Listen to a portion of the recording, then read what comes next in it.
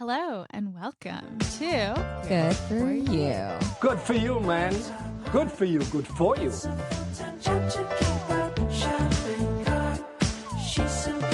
Good for You, a podcast about the things we ghosted, the purchases that haunt us, and best products, services, and industry happenings in the wellness, well-being, and spiritual space. We're going to give you a healthy little dose of fun. We're going to talk about the things that are happening in pop culture, the ones that got away, the things in our cart that are haunting us or ghosting us, our strong opinions. that are loosely held. We like to call this the Grext, The group text. the group text in your ear. So come say hello. Join us in the audio Grext, where friends don't let friends Get scammed.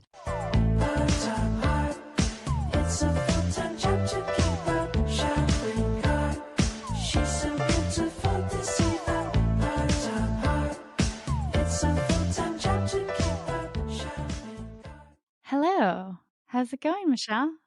Hi, Wallace. I'm good. How are you?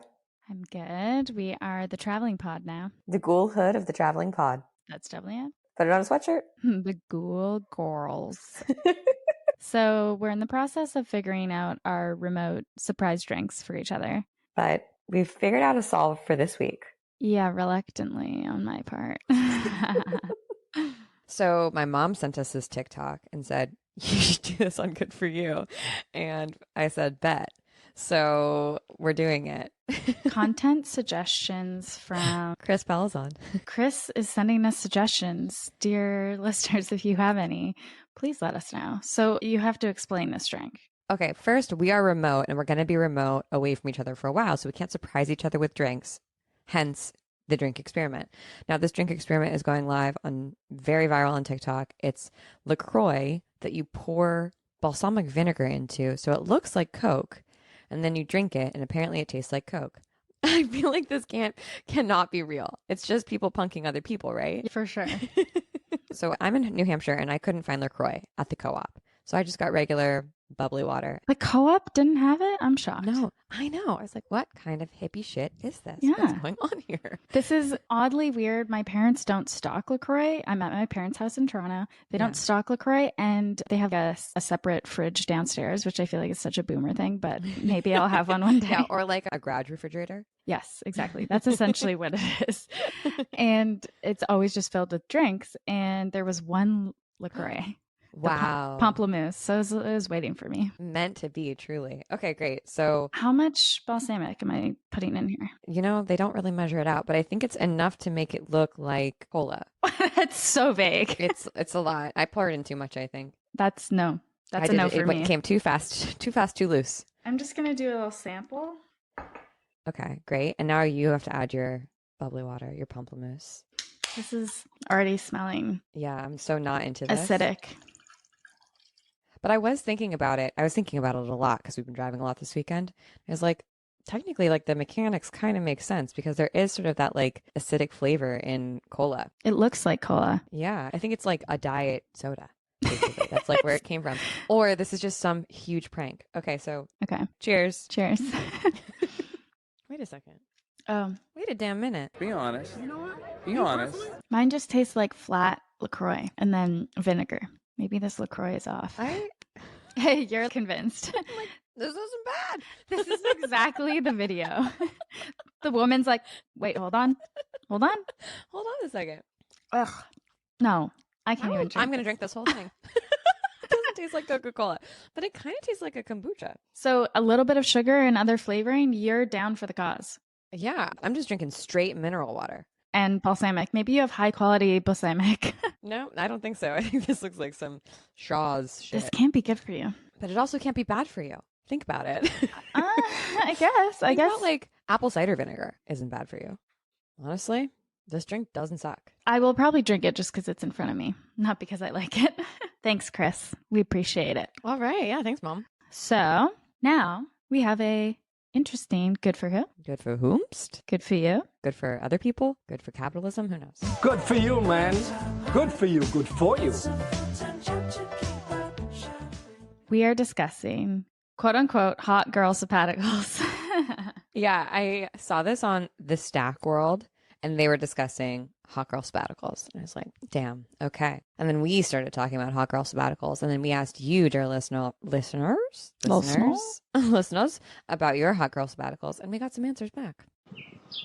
Hey, Michelle and Wallace. It's Janine from Feel Good Retail and Counter Magic. I ran to leave you this voice note because I am currently sitting in my backyard thinking about how the hell to take a goddamn break. I don't know if Hot Girl Sabbatical is a trend that I'm not aware of or if you guys are just branding it because you're geniuses, but I think hot girls know how to set boundaries, and taking a break from work, especially after the last few years, is hot. Like Paris Hilton level. That's hot. I'm thinking about it mostly because I want to be offline and spending a little bit more time in nature and in my brain and in my body without distraction. So, super excited to hear what you guys have to say. I'll talk to you soon. We got mostly from the crew that people were huge fans of sabbaticals. People had taken them and enjoyed them and came back to their work feeling refreshed, revitalized, renewed. Love this. Including some business owners, like solopreneurs, who were like, I took a sabbatical from my business, which I would assume is unpaid. It was unclear. And then came back and we're so excited. So different take than when you and I initially sat down to talk about this. Yeah, I feel conflicted. Let me state my claims. I feel that there's many different sabbaticals and many different ways to take them. I think it depends how you're going about it and what it's for. But I feel like what I'm seeing, at least online or people talking about it, are sabbaticals as a solution to burnout.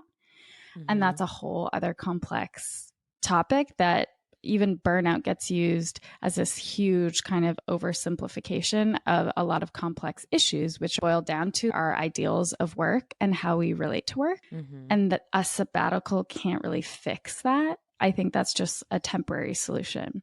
So I think it depends because, like we had talked about before, there's the academic sabbatical, or if you're a business owner and you're deciding to do it on your own terms, that's also something different than a lot of companies who are now offering sabbaticals after you've worked there for a number of years as kind of an incentive to say, hey, we're looking out for you. Hey, we want you to stay on. And I think it probably, at least from anecdotally what I've read, it helps with retention. But I personally believe in the corporate scenario that the better way of going about it is having more consistent rest and breaks throughout the year that are, say, company-wide breaks off where everyone can feel like very relaxed about taking the time off because everyone's off, versus being every 5 years you get 6 months off. It's also so rare that you make it to 5 years with the company these days. Yeah, totally. Who does that? I feel like that's like such a minority group of people, and it shouldn't be like a reward. Yeah. I think the idea of a sabbatical, the way that I know it is like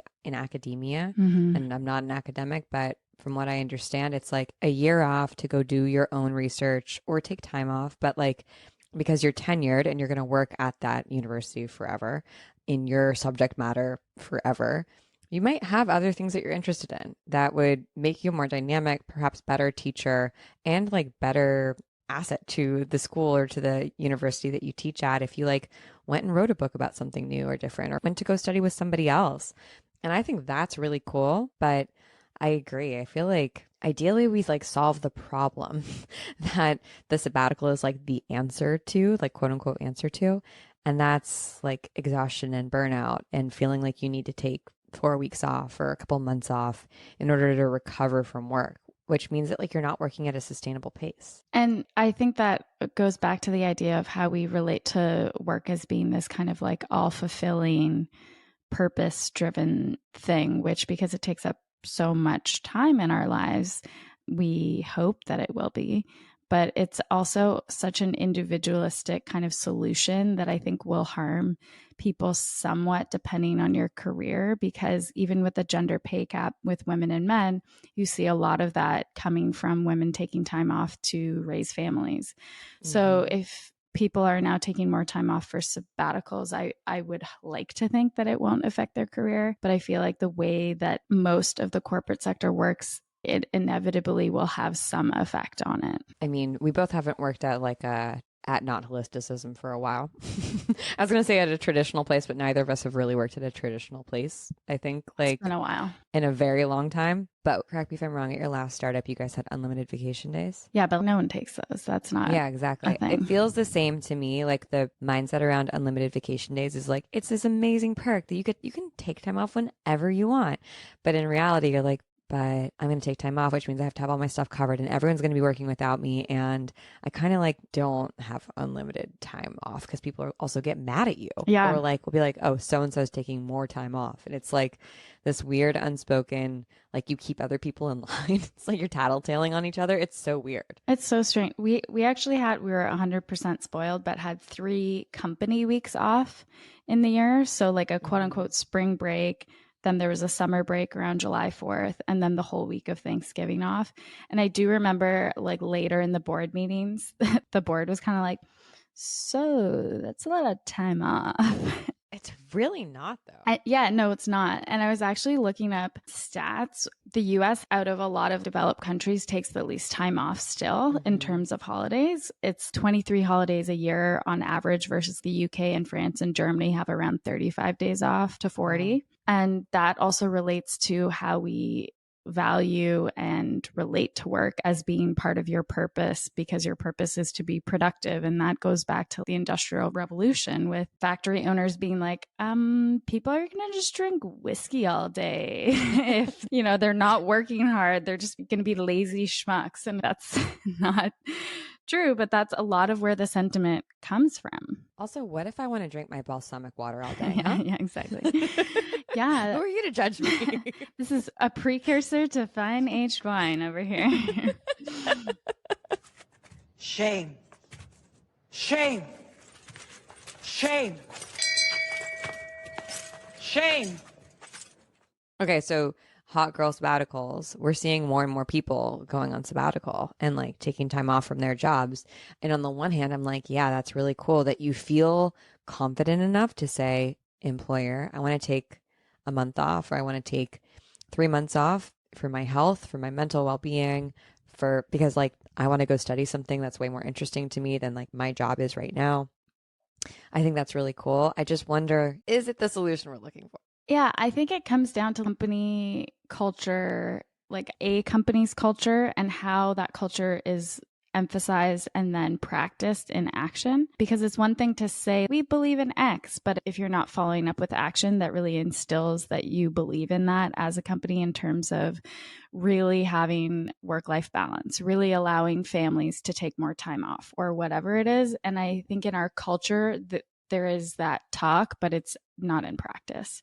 Right. So I think that it then becomes, okay, is that at your company culture so that you feel you can actually go to your employer and say that, and they're going to be supportive, and also your peers are going to be supportive. Right. Or you like when you go on your sabbatical, you get to take a moment for yourself and say, this is a reset on how I approach my work and my time and my energy, and like how my employer can or cannot control my time. And then you like basically have this fresh start. So you're not going back to the same old thing, but you're going to like, this is the new terms of our relationship together. These are my expectations, and like hope that you can meet them. I feel like that's so much pressure on the individual, though, to then kind of like hope that trickles down in the organization, which I think people get punished for that more than rewarded. Yeah, especially women. Mm-hmm. Yeah. It's like the only time that women take off is whatever parental leave they have, however that's organized for you.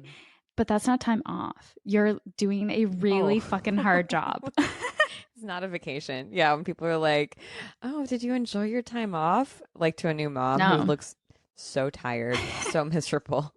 Like, it's like, I do not want to be here. I want to take a nap.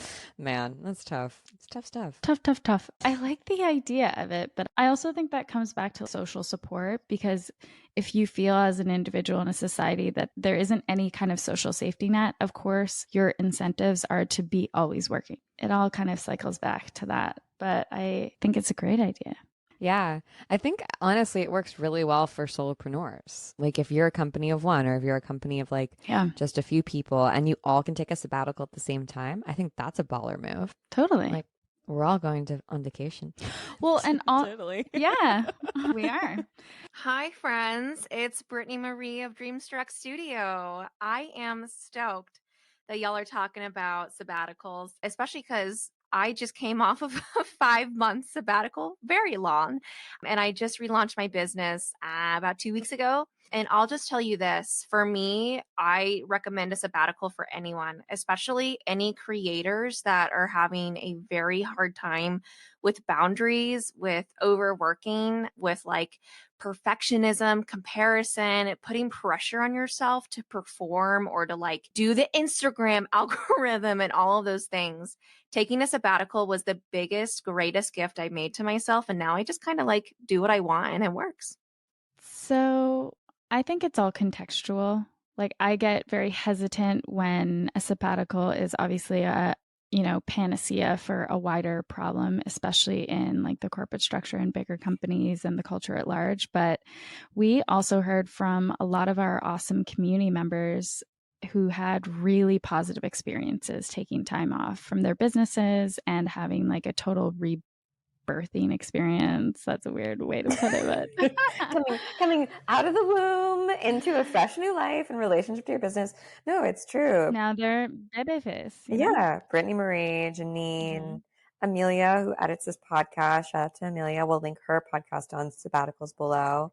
Michaela wrote in, and all of them had really great things to say about taking time away from your business. And I think it is a different flavor when it's your own. Mm-hmm.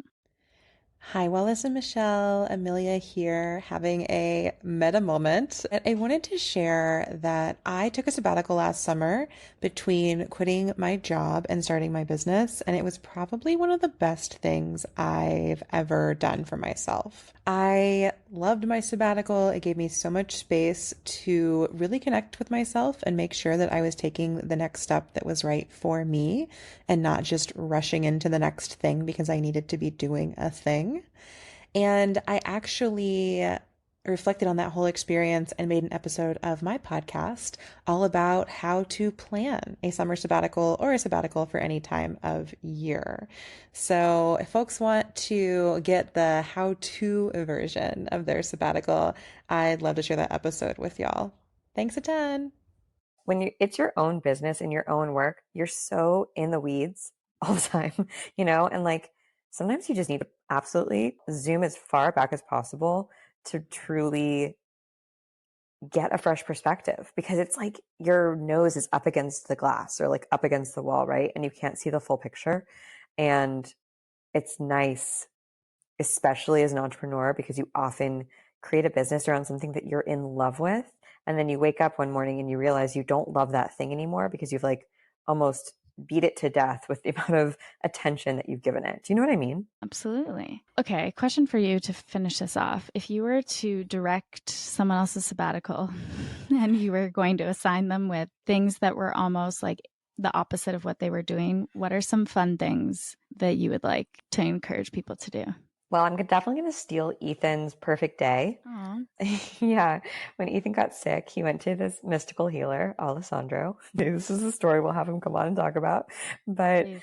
Alessandro was like, you have to go live your perfect day and try to live it as many times as possible. And so that was his assignment. And that meant that he had to like sit down and be like, what is my perfect day? Like if I woke up and had an empty slate to do whatever I wanted, what would I do that would feel perfect? And it's usually really simple and but very life affirming. It's like you go get coffee at your favorite coffee spot. You read the paper, you go to a museum, you watch a movie, you walk outside, you make good food for dinner, or you meet up with your friends. Like it's not usually like jet setting to Bali, although that's cool too. And I think that that's a good place to start, because I think when you need a sabbatical, let's say as a small business owner, you've forgotten who you are. You've forgotten your why and what motivates you. And that's what burnout is. Like you lose that internal motor. Yeah, totally. Even if you're not a small business owner, a lot of people just get lost in the sauce of the age-old rat race. Slightly side tangent. This makes me think of the book Wintering. Did you read that? Oh, I never read it, no. It was about like a personal sabbatical, and I'm a fan of that. I did read that other book by Otessa My year of rest and relaxation. Yeah, that was a sabbatical of sorts. In a way. Very depressing for most of it. Yeah. How did you feel at the end of that book? I felt like it was a PSA against opioids. I was like, all right, got the message. In a way, I never wanted to sleep again. Yeah. After reading that book, I was like, I don't like this. Yeah. This is not, I don't like this at all. Speaking of books, time for Haunted Heart Summer Book Edition. Get in, loser. We're going shopping. Mine's going to be a little boring, very succinct. So I'll go first. Really? Yes. I have never read A book? I've never read nothing, nada. Virgin. Magazines only. Listicles only. It's pretty much the internet these days. That and memes. Yeah, I read so many memes. I just can't pick up a book at night. I'm so tired of reading. I want to read all of the Ferrante books. I've never read any of them, and we're going to Italy, and they're set in Italy, and they deal with female friendship and jealousy and politics and socioeconomic milieu and desire and war, I believe. Wow, you know a lot about these books. You're not reading them. I know a lot about the shows also, and so I was like, I'm going to stop watching this and read the books. I only started the first one and I didn't get to the end of it. Yeah, a lot of people really like them, and I'm afraid that I won't, but I'm going to try and read them. I think that's a good trilogy. And I like getting into like a couple of books, knowing that there's like some down the line. Yeah, I was like, I just want clear direction. Simple. It's nothing fancy. It's kind of old news at this point. And I read so many nonfiction books. I really just need something to take me somewhere else. And we're going to Italy, and I love to read a book about a place or set in a place that I'm traveling to. Yeah, get the vibes while you're on the plane. Exactly. Like before you've even landed. I respect that. I feel like summer gives me like a new freedom to just read as much fiction as humanly possible, even like sort of like stinky fiction, you know, fiction that's like a little embarrassing to have on your Goodreads. But I'm like, I don't care. Book talk Bring it reads. on. Yeah, exactly. Exactly. Because we do read a lot of nonfiction. Do you have a Kindle, right? Mm-hmm. Yes, I do actually. I've Like kind of started to use it on my iPad, but yeah. Okay. Have you discovered the competitive challenge that Kindle has set up for spring and summer? No. Oh my God. Kindle is kindling my competitive nature with books, and it reminds me of like Scholastic. Yes, exactly. Exactly. And it's amazing. So currently the spring challenge is happening and it ends on July 1st, and then the summer challenge happens, and there's 17 days left in the spring challenge if you want to try and tackle it. But there's 16 achievements to unlock, and I think it will be challenging. I'm at 13 out of 16. Okay, you're doing great. It depends. It's like different types of books. So like different genres. Every time you read a different genre, you unlock an achievement. Every time you read for like a month straight or a week straight or whatever.